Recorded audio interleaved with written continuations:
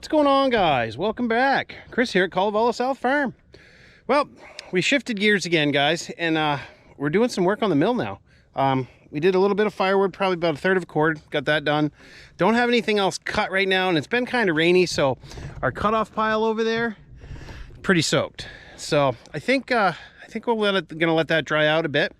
We have this log that we have on the mill now, and one other smaller one to cut up, and then I have a couple of trees marked. Maybe we'll drop and at least get those logs down here. Whether we get them cut up today or not is one thing, but we can at least try to get them skidded down here. But anyway, we're gonna finish up cutting up this log on the mill and go from there.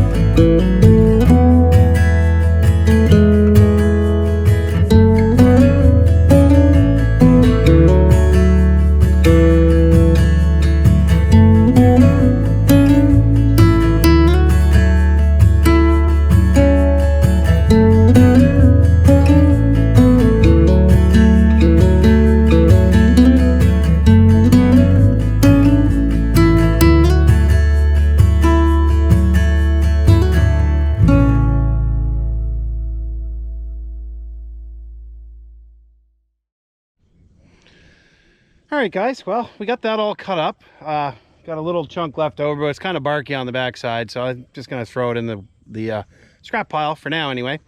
And I think actually we're gonna head up and we're gonna cut some more stickers. I think we're actually gonna grab the tractor and clean up some of these the slots and stuff that we have, get those picked up and moved to a pile over there where we can cut them up later to use in the evaporator for sugaring season. So I think that's the plan right now. We'll pull this little bit of cant off and throw it in the pile, and then go get the tractor and clean up.